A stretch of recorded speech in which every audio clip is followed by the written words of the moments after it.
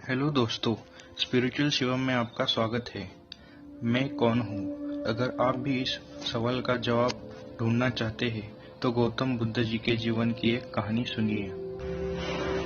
बहुत सालों बाद राजा सिद्धोधन जी के घर में एक पुत्र जन्म लेता है।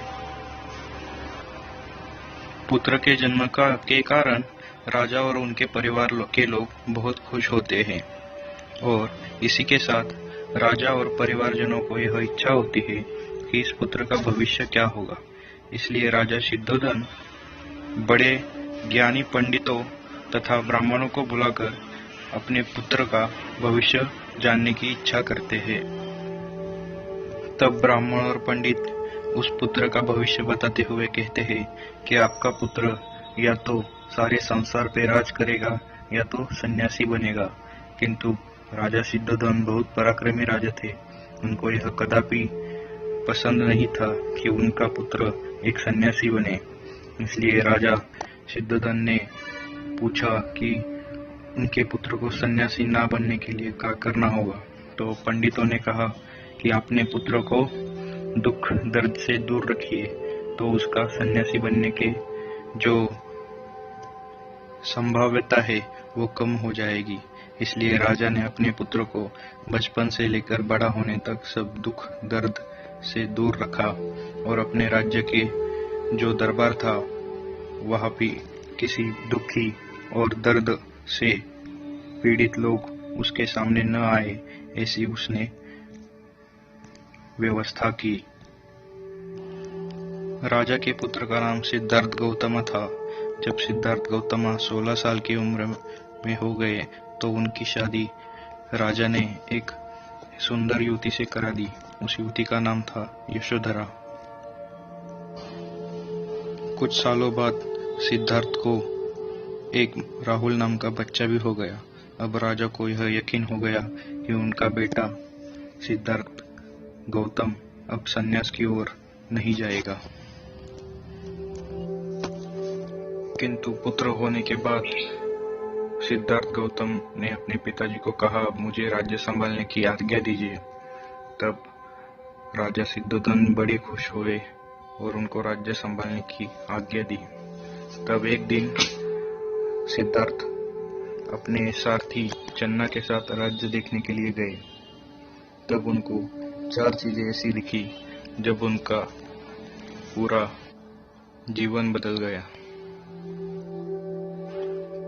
सारथी चन्ना के साथ राज्य देखते हुए सिद्धार्थ को सबसे पहले एक बूढ़ा आदमी लकड़ी से चल रहा था ऐसा दिखाई दिया। तो सिद्धार्थ ने चन्ना से पूछा, ये ऐसा इंसान झुक के क्यों चल रहा है? तो चन्ना ने कहा कि ये बूढ़ा आदमी है। तो सिद्धार्थ ने पूछा, बूढ़ा मतलब क्या होता है?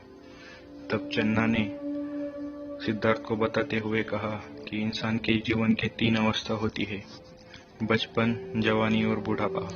बुढ़ापे के बाद इंसान मर जाता है। तो सिद्धार्थ ने चन्ना से पूछा, क्या मैं भी बूढ़ा होके मरूंगा? तो चन्ना ने जवाब दिया, हाँ, आप भी बूढ़े होंगे, आपका भी ऐसा हाल हो सकता है। थोड़े आगे जाने के बाद सिद्धार्थ को एक बूढ़ा आदमी बीमारी से ग्रस्त दर्द सहन कर रहा दिखाई दिया था। तो सिद्धार्थ ने पूछा, इस आदमी को दर्द क्यों हो रहा है? तो चन्ना ने सिद्धार्थ को बताते हुए कहा, यह बीमारी किसी को भी हो सकती है।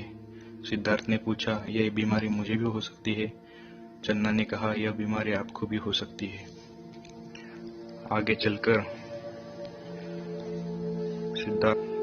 सिद्धार्थ को अर्थी दिखी। सिद्धार्थ ने चन्ना से पूछा, यह क्या है? तो चन्ना ने बोला कि ये आदमी बुढ़ापा काट कर मर गया है, अब इसको जलाने के लिए लेके जा रहे हैं। तो सिद्धार्थ ने पूछा, क्या मेरा भी मृत्यु होगा?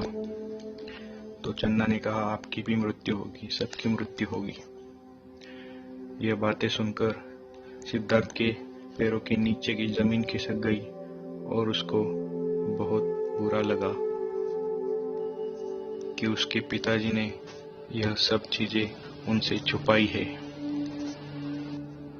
आगे जाकर सिद्धार्थ को एक पेड़ के नीचे एक सन्यासी ध्यान करता हुआ दिखाई दिया। तो सिद्धार्थ ने उस सन्यासी से पूछा कि आप क्या कर रहे हो? तो वो सन्यासी ने कहा कि इस जीवन में सब और दुख है, पीड़ा है, यातना है। मैं इस पीड़ा, यातना और दुख से बाहर निकलने का मार्ग खोज रहा हूँ। उस दिन घर पे जाने के बाद सिद्धार्थ को रात भर नींद नहीं आई। उनके मन में यह सवाल घर कर गया कि मैं कौन हूँ, मेरा अस्तित्व क्या है, क्या इस जीवन के दुख से मैं बाहर निकल सकता हूँ। इस बातों को खोजने के लिए सिद्धार्थ अपने घर से 29 साल की उम्र में घर छोड़कर चले गए और बहुत साल उन्होंने तपस्या की। करीब 6 साल तक उन्होंने तपस्या की, लेकिन उनको कुछ हासिल नहीं हुआ। बाद में एक पेड़ के नीचे बैठने पर उनको आत्मज्ञान प्राप्त हुआ। पेड़ के नीचे बैठने पर जो आत्मज्ञान प्राप्त हुआ, उसके पहले सिद्धार्थ ने बहुत 6 साल तक तपस्या की। कभी कभी एक भूखे पेट भी पूरा दिन सोते थे, ऐसे खाना नहीं मिलता था। आखिर में 35 साल की उम्र में उनको आत्मज्ञान प्राप्त हुआ। तो दोस्तों, जैसे सिद्धार्थ गौतम को आत्मज्ञान प्राप्त हुआ, वैसे ही हमें भी आत्मज्ञान प्राप्त हो सकता है। आत्मज्ञान प्राप्त होने के लिए सिद्धार्थ ने सच का सामना किया। इस जीवन में सिर्फ पीड़ा है, दुख है, दर्द है। इस सत्य को स्वीकार करने के बाद ही उनमें आत्मज्ञान प्राप्त करने की इच्छा हुई। आपको भी इस जीवन के सत्य को स्वीकारना होगा, तभी आपके अंदर से आपको आत्मज्ञान प्राप्त करने की इच्छा प्राप्त होगी। अब आत्मज्ञान प्राप्त करने के लिए क्या करना चाहिए? सबसे पहले तो आपने अब तक आपके दिमाग में जो भरा हुआ ज्ञान है, जो इन्फॉर्मेशन है, जो दिमाग में भरी हुई बातें हैं, उनको बाहर निकालना होगा।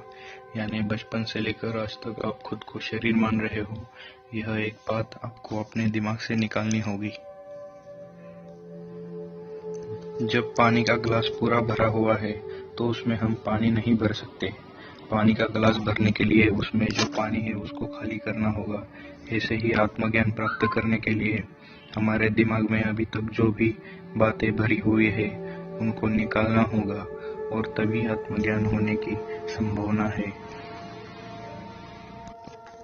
इंसान का शरीर पृथ्वी, वायु, जल, अग्नि, आकाश, इन पंच महाभूतों से बना है। अगर इनमें से एक भी पंच महाभूत नहीं होता तो इंसान का शरीर नहीं होता। किंतु अहंकार के कारण इंसान स्वयं के शरीर को मैं मानता है और इस ब्रह्म को अलग, अपने से अलग मानता है। स्वयं को दूसरे से अलग करना यही पूरे दुख का कारण है। स्वयं का शरीर मानना यही पूरे दुख का कारण है। जिस तरह समुद्र की लहर असलियत में पानी होती है और पानी पूरे समंदर में होता है, किंतु समुद्र की लहर खुद को छोटी सी लहर मानती है, ऐसे ही इंसान पूरे ब्रह्म में है, इंसान सर्वत्र है, लेकिन इंसान अहंकार के कारण स्वयं के शरीर को मैं मानता है और दुख झेलता रहता है। तो दोस्तों, आपको मेरी बातें पसंद आई हो तो स्पिरिचुअल शिवम के नाम से मेरा यह चैनल है यूट्यूब पे, आप इस चैनल को सब्सक्राइब करिए। सब्सक्राइब करने के बाद आपको ऐसी अनेक आध्यात्मिक बातें मालूम होगी। सब्सक्राइब करने के लिए इस लाल बटन पे क्लिक कीजिए।